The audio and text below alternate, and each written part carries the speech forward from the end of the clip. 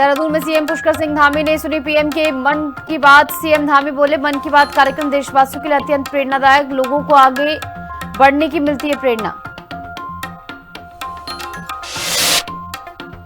23 मई को खुलेंगे हेमकुंड साहिब के कपाट। 20 मई को हेमकुंड साहिब यात्रा 2026 के पहले जत्थे का विदाई समारोह आयोजित होगा। गुरुद्वारा हेमकुंड साहिब प्रबंधन ट्रस्ट के अध्यक्ष नरेंद्र जीत सिंह बिंद्रा ने सीएम धामी से मुलाकात कर दिया निमंत्रण। राजाजी टाइगर रिजर्व के मंदिर में मंत्री के बेटे की शादी पर सख्ती। मंदिर समिति के लोगों पर मुकदमा दर्ज। वन विभाग ने हटवाए टेंट सामान। विकासनगर के बद्रीपुर मेदिनीपुर क्षेत्र की गुर्जर बस्ती में लगी भीषण आग। महिलाएं और बच्चे झुलसे, कई घर जलकर राख। आग से लाखों की संपत्ति जलकर राख।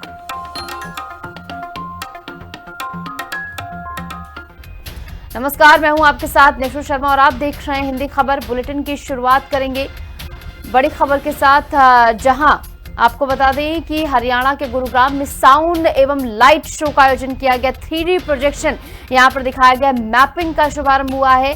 हरियाणा के सीएम नायब सिंह सैनी ने इसका उद्घाटन किया। उत्तराखंड के सीएम पुष्कर सिंह धामी ने इसमें शिरकत की। म्यूजिकल फाउंटेन पर भगवान हनुमान की कथा का चित्रण इसमें किया जाएगा और बेहद ही खास जहां पर ये पूरा कार्यक्रम रहा और साउंड एवं लाइट शो 3D प्रोजेक्शन के जरिए यहां पर दिखाया जाएगा। सीएम धामी और सीएम नायब सिंह सैनी इस दौरान मौजूद रहे। म्यूजिकल फाउंटेन का भी यहां पर जो है प्रदर्शन किया गया। 3D प्रेजेंटेशन मैपिंग का शुभारंभ यहां पर हुआ है।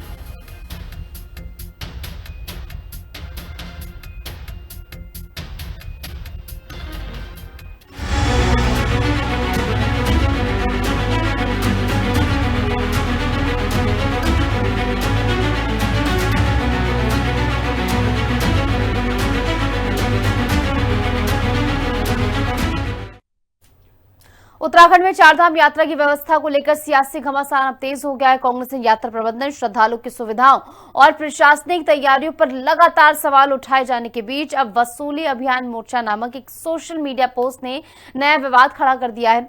इस पोस्ट में कांग्रेस नेता राहुल गांधी और उत्तराखंड कांग्रेस के वरिष्ठ नेता गणेश गोदियाल को निशाने पर लिया गया।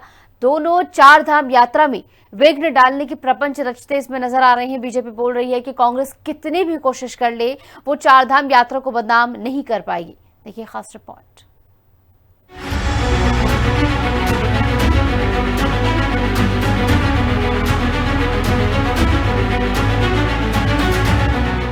वायरल पोस्ट में एक कथित वीडियो और ग्राफिक के जरिए ये दिखाने की कोशिश की गई है कि राहुल गांधी फोन पर गणेश गोदियाल को निर्देश दे रहे हैं कि गैस सिलेंडर और पेट्रोल डीजल की बढ़ती कीमतों के मुद्दे पर कांग्रेस जनता के बीच प्रभाव नहीं बना पाई, इसलिए अब चारधाम यात्रा को लेकर नकारात्मक माहौल तैयार किया जाए।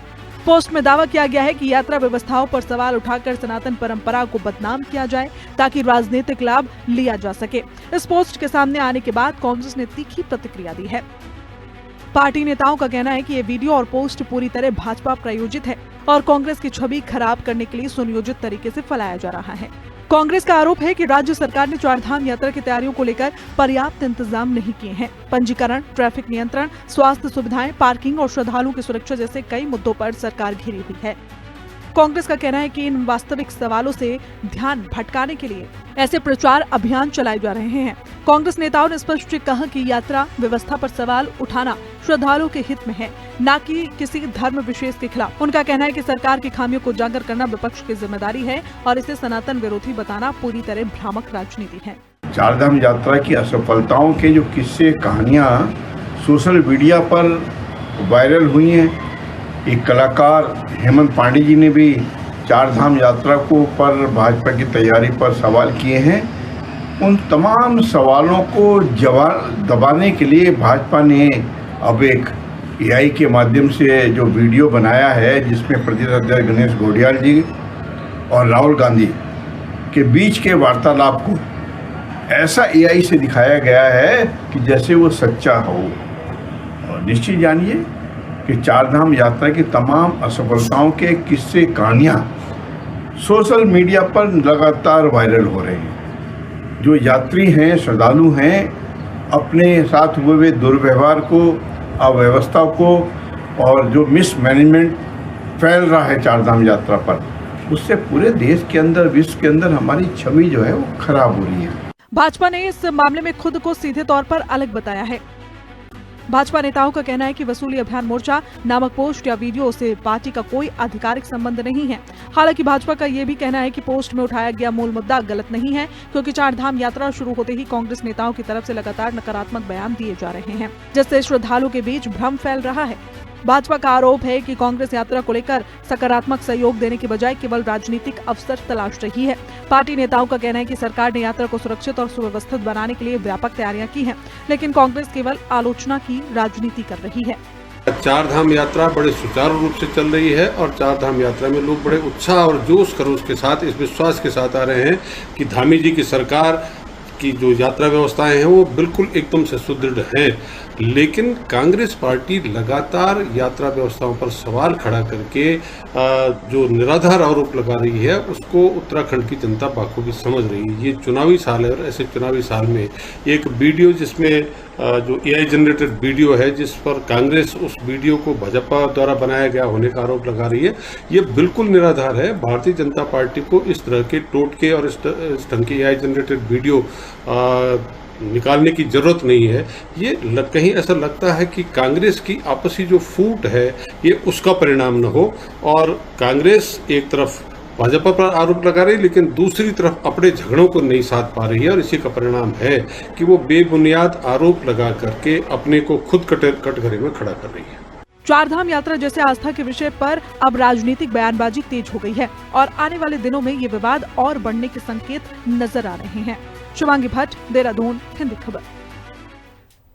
मुख्यमंत्री पुष्कर सिंह धामी ने मोथरोवाला में बड़ी संख्या में उपस्थित स्थानीय लोगों के साथ प्रधानमंत्री नरेंद्र मोदी के मन की बात कार्यक्रम के 133वें संस्करण को सुना। मुख्यमंत्री ने कहा कि मन की बात कार्यक्रम देशवासियों के लिए अत्यंत प्रेरणादायक है। उन्होंने कहा कि इस कार्यक्रम के माध्यम से प्रधानमंत्री समाज के विभिन्न वर्गों के प्रेरक कार्यों, नवाचारों, स्टार्टअप, स्वच्छता, आत्मनिर्भर भारत, पर्यावरण संरक्षण एवं लोक संस्कृति से जुड़े विषयों को प्रभावी रूप से सामने रखते हैं, जिससे लोगों को आगे बढ़ने की प्रेरणा मिलती है।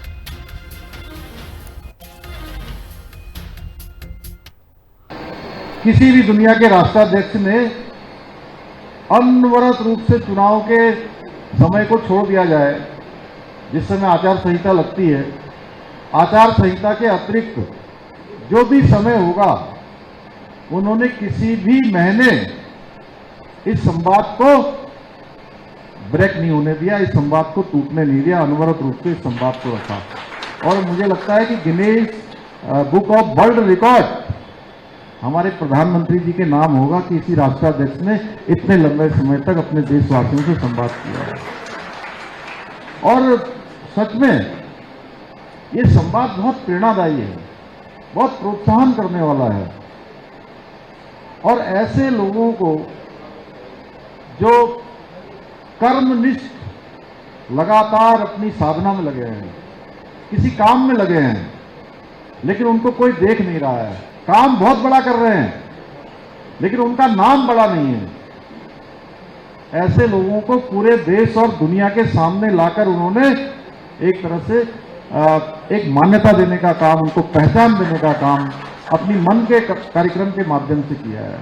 उन सबका प्रोत्साहन किया है और प्रोत्साहन ही नहीं, इसके साथ साथ अन्य लोगों को भी, जो लोग अनेक अनेक समाज के क्षेत्र में काम कर रहे हैं, अनेक छोटे छोटे स्थानों पर बड़े काम कर रहे हैं, ऐसे लोग जो समाज के अंतिम छोर में रहकर भी शानदार काम कर रहे हैं, उन सबके लिए बहुत बड़ी प्रेरणा है कि अपने काम करते जाइए, कभी न कभी किसी न किसी की नजर तो जरूर पड़ जाएगी।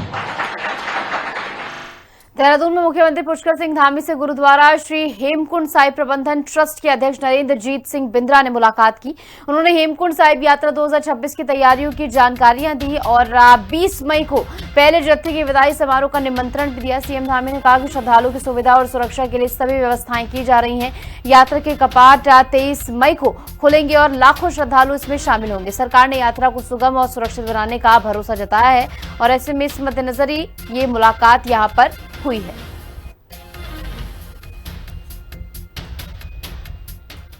राजधानी देहरादून में कैबिनेट मंत्री गणेश जोशी ने हाथी बड़कला पार्टी कार्यकर्ताओं के साथ यहां पर प्रधानमंत्री नरेंद्र मोदी के मन की बात कार्यक्रम को सुना। 133वां एपिसोड सामूहिक रूप से सुना गया। इस दौरान प्रधानमंत्री ने देश की उपलब्धियों, विज्ञान, नवाचार और आत्मनिर्भर भारत के प्रयासों पर चर्चा की। कैबिनेट मंत्री गणेश जोशी ने कहा कि मन की बात लोगों के लिए प्रेरणा का महत्वपूर्ण मंच है जो समाज में जागरूकता बढ़ाता है। उन्होंने लोगों से अपील की है कि इस कार्यक्रम को नियमित रूप से सुने और राष्ट्र निर्माण में अपनी भागीदारी सुनिश्चित करें। और जितनी बार आप मन की बात सुनते हैं, कुछ ऐसे नए विषयों की जानकारी हमको होती है जो हमें पहले नहीं होती।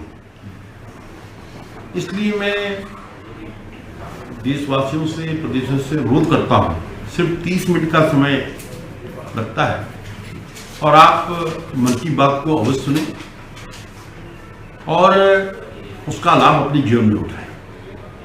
यही मैं लोगों से निवेदन करना चाहूँगा, क्योंकि मैंने जितनी बार भी मन की बात सुनी है, कुछ ऐसे विषय जिनको हम तक नहीं जानते, आज तक नहीं जानते थे, हमारी जानकारी में। नगर के बद्रीपुर मेदिनीपुर क्षेत्र की गुर्जर बस्ती में भीषण आग से हड़कंप मच गया। सुबह लगी आग ने देखते ही देखते विकराल रूप ले लिया और सबसे पहले घर जलकर इसमें राख हो गए। सूचना मिलते ही पुलिस और दमकल टीमें मौके पर पहुंची और घंटों की मशक्कत के बाद आग पर काबू पाया गया।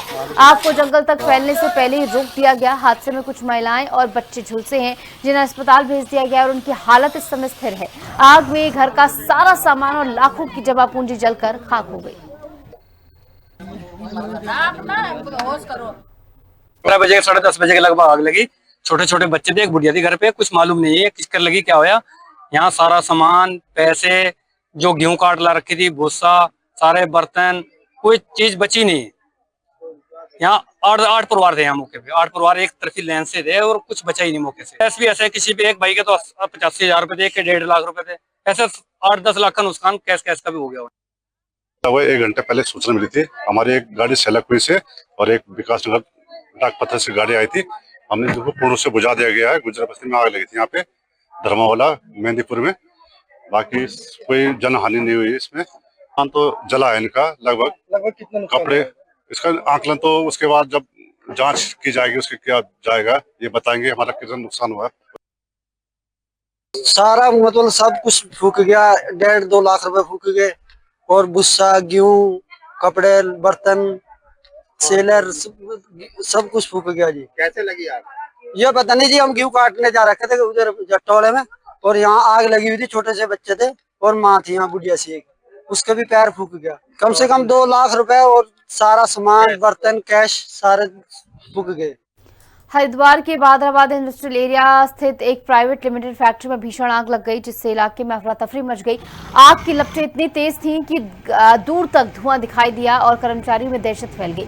सूचना मिलते ही फायर ब्रिगेड की कई गाड़ियां मौके पर पहुंची और घंटों की मशक्कत के बाद आग पर काबू पा लिया गया। शुरुआती जानकारी के मुताबिक आग से लाखों रुपए के नुकसान की आशंका है। आग में मशीनरी और तैयार माल जलकर खाक हो गया। फिलहाल आग लगने के कारणों का पता नहीं चल पाया है, जांच जारी है। चंपावत के पाटी ब्लॉक के पास बसवाड़ी क्षेत्र में सड़क खुलने से खुशी का माहौल है। करीब 5 साल पहले आपदा में बंद हुई सड़क अब डीएम मनीष कुमार के निर्देश पर फिर से चालू हो गई है। पहले ग्रामीणों को पाटी बाजार पहुंचने के लिए 32 किलोमीटर का लंबा सफर तय करना पड़ता था, जो अब घटकर 7 किलोमीटर रह गया। इससे किसानों को बड़ी राहत मिली है, जो अब अपने टमाटर और सब्जियां सीधे बाजार तक पहुंचा सकेंगे। सड़क खुलने से करीब 8,000 की आबादी को लाभ मिलेगा। ग्रामीणों ने प्रशासन का आभार जताया है।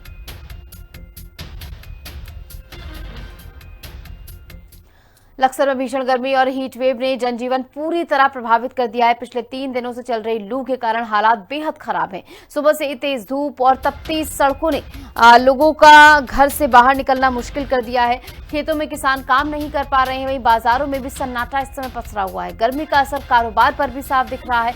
मौसम विभाग ने अगले 2 दिन हीट वेव का अलर्ट जारी किया है।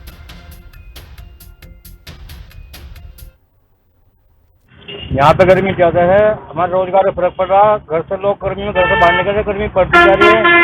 हमारे रोजगार में बहुत ज्यादा फर्क पड़ रहा, गर्मी बढ़ती जा रही है। लोग बाग गर्मी से बाहर नहीं निकल रहे, रोजगार पर बहुत ज्यादा फर्क पड़ गया। जहाँ हम 1000 रुपये कमा रहे हैं, वहाँ 200, 250, 300 रुपये कमा रहे हैं। बहुत ज़्यादा फर्क पड़ गया और गर्मी ज़्यादा है और गर्मी बढ़ती जा रही है घटने को। तो पूरे उत्तर भारत में हीट वेव यानी गर्म लू चल रही हैं, जिन्होंने हाल लोगों का जीना मुहाल कर दिया है, यानी एक तरह से हाल बेहाल कर दिया है। और हम मौजूद हैं हरिद्वार देहात क्षेत्र में। उत्तराखंड भी कहीं ना कहीं अब पूरी तरह से तप रहा है, खासतौर पर हरिद्वार जिला ज्यादा परेशान लोगों को यहाँ लू कर रही है। हम मौजूद हैं लक्सर के क्षेत्र में, आप देख सकते हैं यहाँ कुछ लोग इनसे बात करेंगे। लू के चलते जिस प्रकार कामकाज ठप हुए हैं और अब आने वाले दिनों में क्या स्थिति रहेगी। क्या नाम है जी? निर्देश कुमार। निर्देश जी, कहाँ से आ रहे हैं आप? मैं सहारनपुर से आ रहा हूँ। सहारनपुर से। जिस तरह से गर्म लू चल रही है तो दिक्कत आपको हुई होगा? बहुत ज्यादा दिक्कत हुई। उधर ज्यादा गर्मी है या कुछ? बहुत ज्यादा गर्मी है। ज्यादा गर्मी है जी। और इधर आपने देखा होगा कि कुछ लोग मुंह लपेट कर चले, आपने तो हेलमेट लगाया हुआ। जी जी, मुंह लपेट के चल रहे हैं गर्मी से बचने के लिए। गर्मी से बचने के लिए हेलमेट का सहारा ले रहे हैं या फिर चेहरे पर कपड़ा बांध कर चल रहे हैं? आप देखिए, कैमरामैन से इस तरफ दिखाइए, जिस तरफ से ये देखिए जो शीतल पेय पदार्थों की दुकानें हैं उन पर भी लोग कहीं ना कहीं गन्ने का रस पीकर या ठंडे पदार्थों का सेवन करके और राहत पाने की कोशिश कर रहे हैं। और भी कुछ लोग इनसे बात करेंगे। इस पूरे क्षेत्र में जो हीट वेव है यानी जो लू चल रही है, प्रचंड गर्मी, उससे कितना असर कारोबार पर पड़ रहा है, उसका क्या रिजल्ट आ रहा है, ये भी देखेंगे। क्या नाम है? नाम क्या है? सुलेमान। कहाँ से आए थे आप? जोगा वाला से। गर्मी बहुत ज्यादा देहात क्षेत्र में जी। तो आपने तो कपड़ा भी लपेटा, लू का सामना कर रहे हैं आप। बस क्या करें जी, गर्मी झेलनी पड़ेगी। क्या करें जी, गर्मी झेलनी पड़ेगी, क्योंकि काम तो करना ही है। और आपने देखा होगा, देखिए कुछ जो फलों की दुकान है उस पर कुछ ग्राहक भी यहाँ आए हुए हैं, इनसे बात करेंगे। क्या नाम बेटा? बादल सिंह जी। बादल सिंह कहाँ से आए थे आप? रुहाल की से। आपने हेलमेट लगा रखा है, लू चल रही है जी सर, तो गर्मी परेशान कर रही ना बहुत ज्यादा। ये देखिए आप, और भी कहीं ग्राहक हैं, इनसे बात करें। क्या नाम है? सरजीत कुमार। सरजीत भाई, कहाँ से आए थे? दल्ला वाला से। कितने किलोमीटर है यहाँ से? 20 किलोमीटर। 20 किलोमीटर। गर्मी इस तरफ ज्यादा है या देहात क्षेत्र में ज्यादा है? इस तरफ ज्यादा है। यानी लू परेशान कर रही है। खेती बाड़ी कैसे? पानी देना पड़ा फसलों में, तो काम तो कुछ प्रभावित हो रहे होंगे। बहुत ज्यादा काम प्रभावित हो रहे हैं। यहाँ कुछ दुकानदार भी, इनसे बात करेंगे। ये कुछ कारोबारी है। कैसा, जिस तरह से ये जो हीट वेव यानी जो गर्म लू चल रही है, इसका कितना असर पड़ रहा है कारोबार? बहुत ज्यादा असर पड़ रहा है। गर्मी में फल बहुत ज्यादा खराब हो रहे हैं। फल भी खराब हो रहे हैं। कोई 3 दिन में भी मई स्टार्ट नहीं हुआ है, उससे पहले बहुत गर्मी हो रही है। ये कह रहे हैं कि मई स्टार्ट नहीं हुआ, यानी अप्रैल माह का लास्ट चल रहा है, इसमें ये हाल है। तो आने वाले दिनों में प्रचंड गर्मी क्या रंग दिखाएगी, ये देखने वाली बात है। आप देखिए, इस तरह देखिए आप, मैं कैमरामैन से कहूंगा एक बार इधर दिखाइए किस तरह सूरज अभी, ये देखिए, लेकिन अभी भी ऐसा लगता है कि मानो 12 बज रहे हो। यानी इस कदर लू चल रही है और लोगों को परेशान कर रही है। कामकाज ठप हो गए, खेती किसानी ठप हो गई है और बाजार में सन्नाटा पसर गया है। तो ये हाल अभी और ज्यादा बिगड़ सकते हैं, क्योंकि सरकार ने भी हीट वेव को देखते हुए स्कूलों के टाइम टेबल में यानी परिवर्तन कर दिया है और साथ में जो खेलकूद प्रतियोगिताएं हैं उन पर भी रोक लगाई है कुछ दिन के लिए, क्योंकि कहीं ऐसा ना हो कि खिलाड़ियों का स्वास्थ्य खराब हो जाए। इसके साथ में ही तमाम स्कूलों में तमाम व्यवस्थाएं जो स्वास्थ्य किट है, यानी ये कहा जा सकता है कि मेडिकल किट, उसका इंतजाम करने के निर्देश भी दिए हैं। और ये हालात अगर और ज्यादा इस तरह और बिगड़े तो कहीं ना कहीं दिक्कतें खड़ी होंगी, क्योंकि लू के चलते बीमारियां बढ़ती हैं और जो लोग हैं वो परेशान हो जाते हैं। इसे देख करके ये कहा जा सकता है कि इससे बचने के लिए जो भी उपाय हैं वो पूरे करने चाहिए। चेहरे पर कपड़ा लपेट कर चलें, ठंडे पानी का ज्यादा इस्तेमाल करें, या फिर गर्मी में यानी दोपहर में चलने से बचें। जसवीर सिंह, खबर लक्सर।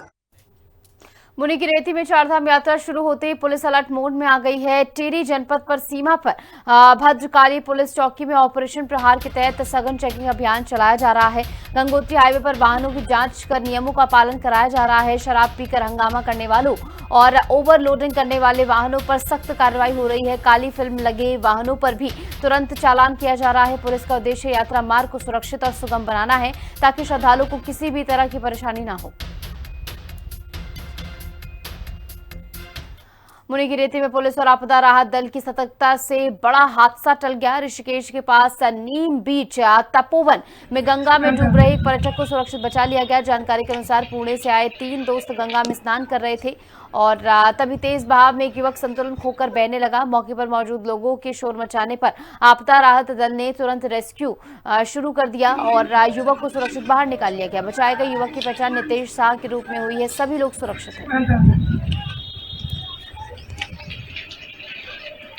गदरपुर में कांग्रेस प्रदेश अध्यक्ष गणेश गोदियाल ने बीजेपी सरकार और पीएम मोदी पर जमकर निशाना साधा। सोशल मीडिया पर बंगाली समाज को लेकर विवादित पोस्ट के सवाल पर उन्होंने सफाई देते हुए इसे साजिश बताया है। गणेश गोदियाल ने महिला आरक्षण बिल और कानून व्यवस्था के मुद्दे पर भी सरकार को घेरा। उन्होंने दावा किया कि 2027 के चुनाव में बीजेपी सत्ता से बाहर होगी और कांग्रेस की वापसी होगी।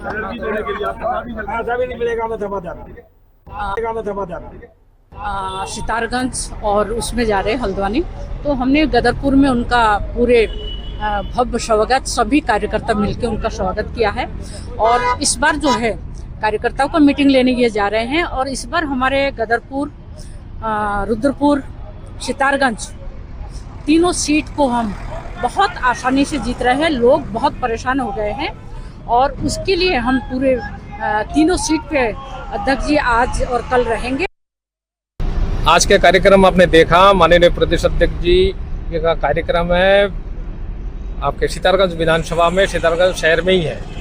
तो यहाँ से जा रहे थे तो हम लोगों ने, गदरपुर के सभी कांग्रेस कार्यकर्ताओं ने मिलकर उनका स्वागत किया। यहाँ पर आप लोग कितनी बड़ी संख्या में मुख्य कार्यकर्ता सब लोग यहाँ उपस्थित थे, उनका स्वागत हुआ। और निश्चित रूप से हमें ऐसा लगता है कि आने वाला जो समय है वो कांग्रेस का है। सितारगंज में प्रोग्राम में भाग लेने बाई रोड गदरपुर से निकल रहे थे। गदरपुर विधानसभा के वरिष्ठ कार्यकर्ता और समाज सेवी जितने हमारे नगर पंचायत गदरपुर के जितने पार्षद लोग हैं, दिनेशपुर से सारे कार्यकर्ता वरिष्ठ यहाँ उनके स्वागत के लिए पहुँचे हैं। और इस पे हमारे राजकुमार ठुकराल जी, और मुझे लगता है जनमानस में एक आक्रोश, जो आज जो परिस्थितियाँ है और बदलने का माहौल, सारे जनता जागरूक चीज का संज्ञान है। मेरी वो फेसबुक आईडी या फेसबुक पेज मेरा है ही नहीं। मेरे को किसी ने कहता हुआ कुछ सुना हो, मेरा वीडियो ऑडियो कुछ अगर हो, अब लिखने को तो मैं भी पुष्कर सिंह धामी के नाम से एक वो बना दूं, क्या बोलते हैं उसको, आईडी बना दूं और उस पर कुछ लिख दूं। तो ये मैंने उसी दिन उसका, हमारे साथियों ने तो उसका कंप्लेंट किया। अब सरकार को चाहिए कि उसकी हकीकत जाने। देखिए मेरी बात सुनिए, ये सरकार झूठे बातें बनाकर कांग्रेस के नेताओं पर थोपती है, ये भी उसी का एक हिस्सा है। हमने सरकार से कहा एक मिनट, ये भी उसी का एक हिस्सा है। और इसी के साथ हमारे खास बुलेटिन में इतना ही। आप देखते रहे हिंदी खबर। नमस्कार।